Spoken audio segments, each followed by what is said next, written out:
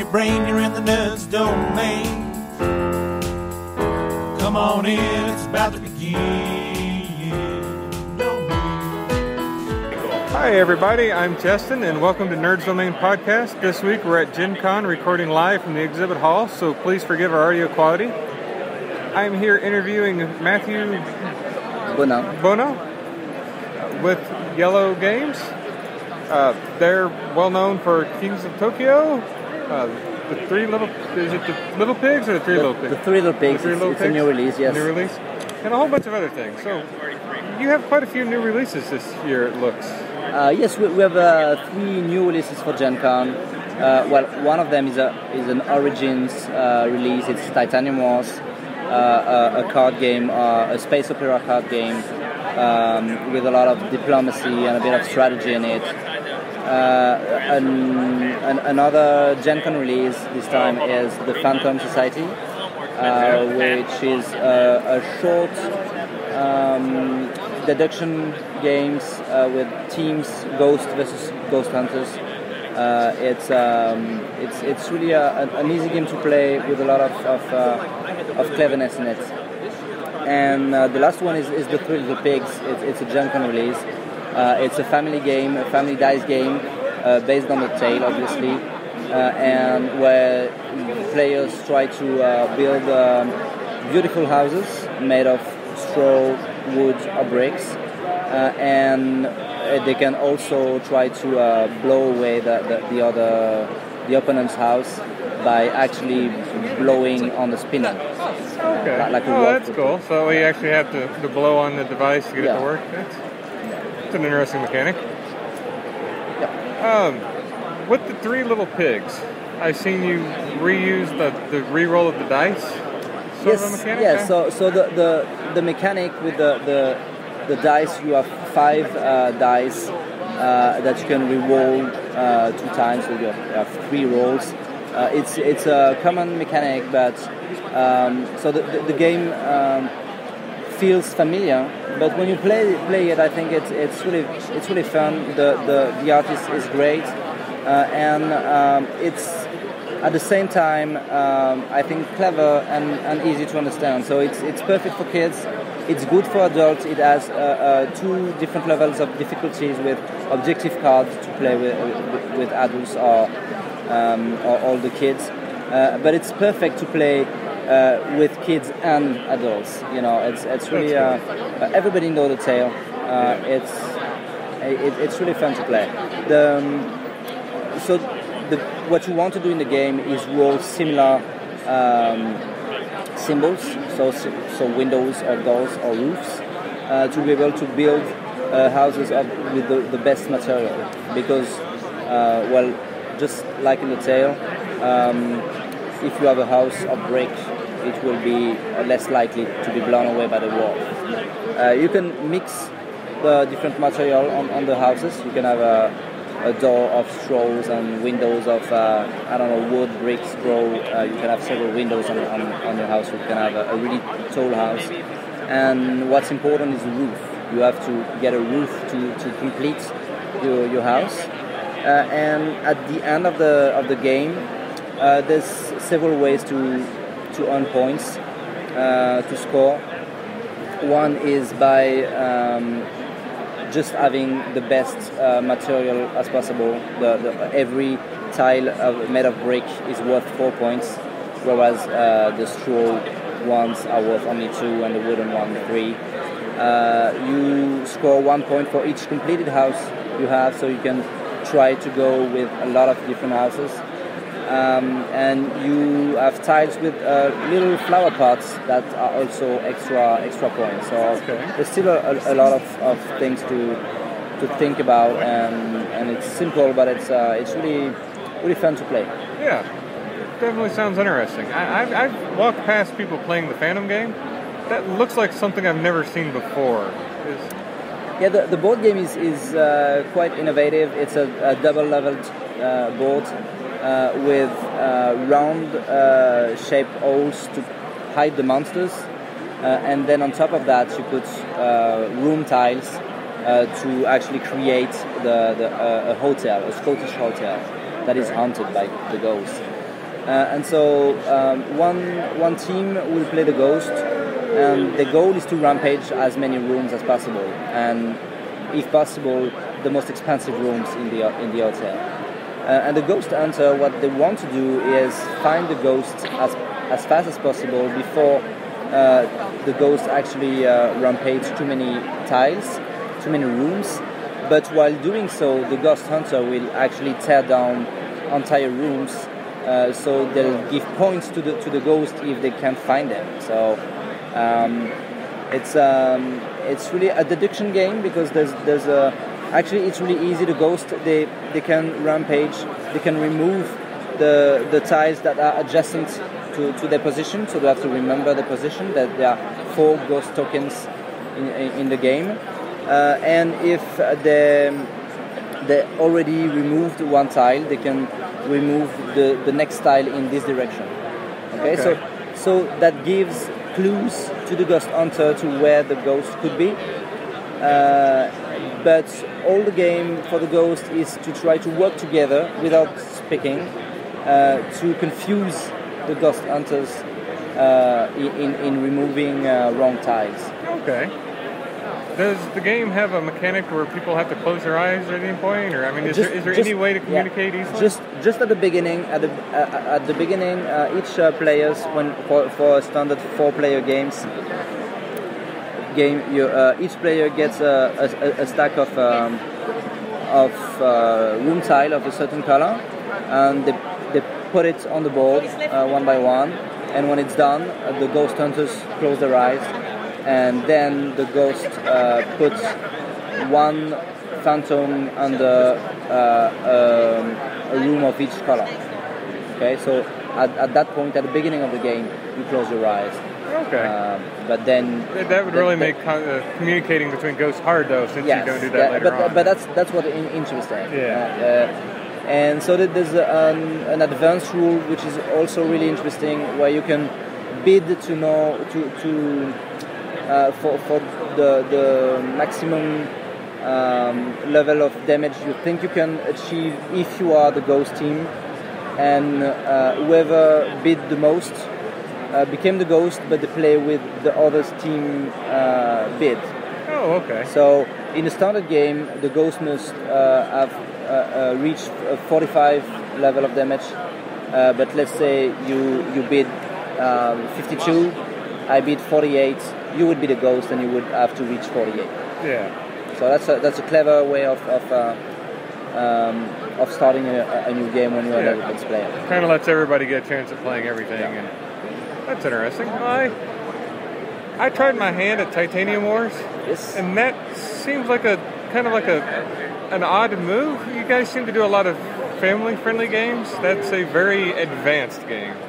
Was there anything you guys were thinking? I would not say very advanced game. It's a bit more complex than King of Tokyo, for example. But the reason why is that we are working with some smaller publishers, and it's true for Phantom Society, which is made by Fanforge, who made Tokaido before, for example. And Titanium Wars is from a new French designer and publisher which called Euphoria Games, and so we distribute the game in France, and we like the game so much that we co-publish the game in the US. But both those games and all the games we co-publish in for the US meet the criteria that we want for all games, meaning the art is beautiful, it's appealing to players, even just looking at the box and the components. Yeah. The playtime is not too long, it's around 1 hour max, maybe 1 hour and a half tops. And the rules are easy enough to have like almost instant fun. You have maybe let's say 10, max 15 minutes explanation, and then you play the game and you have fun. Yeah, well, when I meant advanced, I just meant advanced compared to some of your other games. I mean, I don't think we'll ever publish a 4-hour game or a game with a 32-page rule book. Yeah. But those are they're a bit more complex than what we used to design at Iello, but they were not designed directly by our teams. Yeah. We just published the game for the US, and we are more than happy to do so because the designing process has been really, really good on those games. Yeah, and the one thing I really liked about it is nobody felt like they got so far ahead or so far behind that no one else could come in at any time. Yeah, but about Titanium Wars, it's it may look like a really advanced game because there's so many cards, there's a lot of combinations, but the rules are pretty simple, and actually I think personally it's more a game about table talk and diplomacy, and it's not always balanced. It's not always there's a part of randomness when you draw initiative cards. You have to deal with it. The greatness of the game is what's happening between the players and how you can try to wind your way out of certain situation or try to convince the other players to hit someone else. And so it's this and the building of your fleet, the different combination that you can do. But as everybody is doing it at the same time, there's no downtime. It's I think it's not that complex a game. Yeah. Okay, sorry for the pause, but where were we? Things in the future. So yes, we have two upcoming Kickstarter projects that has already been successful. That were initiated by two young French publishers that both happen to have English names, so Devil Pig Games and The Red Joker. One is Guardian's Chronicle. Guardian's Chronicle is a game about superheroes, semi-cooperative games where one guy plays the villain, the other one the Liberty Patrol. It's a game where you'll have to really cooperate and combine the different powers of the different superheroes. The big guy will be able to throw another teammate right into battle, or the flying women can carry one into safety if needed. And so basically what the superheroes want to do is enter the villain's lair, defeat its minion, stop his evil schemes like turning the president's daughter into a monstrous creature or launching nuclear missiles. Okay. It's a really fun game. It has an awesome scoring system where you actually build. Sorry, this weird woman that just went by. So the scoring system of Guardian's Chronicle, you just during the game you build the front page of a newspaper with articles either presenting the good deeds of the Liberty Patrol or the successful evil plots of the villain. Sorry again for this break. It's live. Yes. But that way you can still score points even if the villains win. Yes. Actually, you, at the end of the game, you just look at the front page, and you see who has the most articles about him. Okay. And whoever that is wins. That's a really good. And there's a lot of small achievements for each of the superheroes, and that make fun little articles too. And you can complete the front page with fun ads too if you don't have enough articles unlocked. How many players is that going to be? Do you know? Or? It's 2 to 5. 2 to 5? Yes. Okay. The other one is called Heroes of Normandy, or Heroes of Normandy, I should say, because they wrote it in French. They're really proud to be French. I mean, they can. And it's a light war game. It's set in World War II, so it's the Americans against the Germans, but the good Americans against the evil Nazis. and it's not a miniature games like Guardians Chronicle is. It's only punch board, but there's a lot of it. There's a lot of them. There's a lot of units. The basic core set of rules is really easy, really simple. But there's a lot of units. Each unit has a lot of possibilities and new and own abilities. There's a lot of new content coming too, because the Kickstarter campaign was really successful. And basically, it's a really accessible, light war game with awesome art too. It's a comic style art. We don't like our game to be too dark, so this one that's one thing I really like about your company is the artwork on everything is excellent. Yeah, it's one of our main concerns. So. And Heroes of Normandy is gonna be I think terrific for all people who like tactics, but who are not huge fans of 3-hour-long war games. Yeah. Another game I could talk about is Zombie 15. We're really excited about this one. I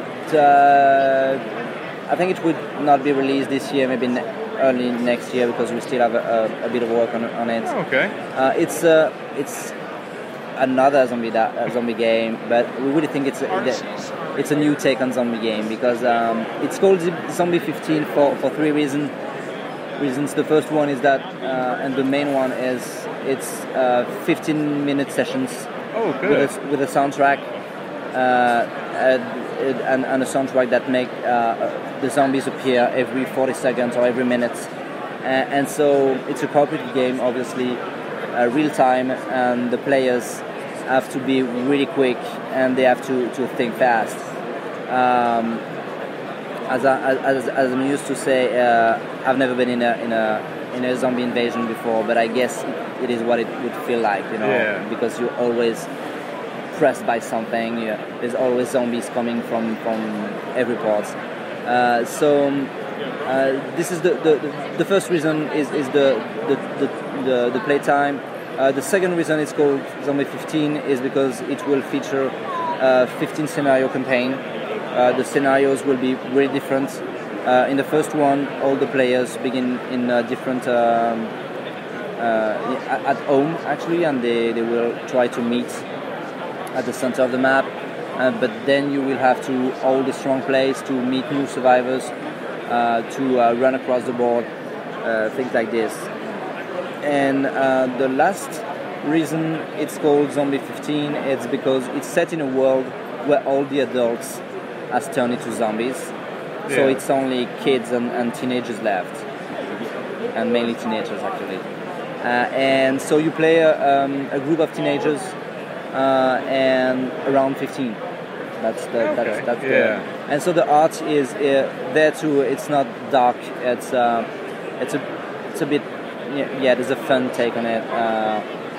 And well, I'm sure the game is going to be really fun. And actually, the first time you play the game, or the first time you play a scenario, I think you kind of feel a bit like a kid, because it's you don't know what to do. You're not a trained fighter, and so you fight with what you can. You have a guitar, you have a fireworks, you have whatever you find. Whatever you can pick up. And so basically what you want to do at your turn is, as quickly as you can, move, kill zombies, search for new weapons, and make special actions depending on the scenario you are using. So you have to think fast, to make our decision really fast, to try to work together really fast. And there's a lot of simple but really cool rules for everything you expect a zombie games to be. It sounds interesting. How many players is that going to be for? 2 to 4. 2 to 4? Yes. Okay. And you said not this year, but possibly next year? Yeah, we were looking for a SN release like Guardians Chronicles and Heroes of Normandy, but I think it would rather be early 2014 release. Yeah. I don't know. I'm not sure. I still hope a little bit somewhere that it will be Essen, but Yeah. we still have a lot of work for the miniatures. There will be more than 100 miniatures in the game. Oh, really? There will be a lot of contents. Cool. Is there any way for people to get a hold of you, like a website or a Twitter? Yes. You can see our games on iellogames.com, and please join us on Facebook. There's actually two different pages. There's Iello, which is in French, so if you understand French, you're welcome. And there's Iello Games, which is for the US company. So please join us. Great. Well, and we on Twitter too. Okay. Well, thanks a lot. You're welcome. So that's it for us tonight on Nerds Domain Podcast. You can always send us an email at nerdsdomain@gmail.com or catch us on Twitter. I'm at @J_Kimmett or at Nerds Domain. You can also find us on Facebook at facebook.com/nerdsdomain. We want to thank Josh Shop for our music. If you would like to help us out, head over to the website, buy something through Amazon. It costs you the same, but we get a slight kickback. We also have t-shirts available on tinyurl.com/indie shirts. We'll talk to you soon.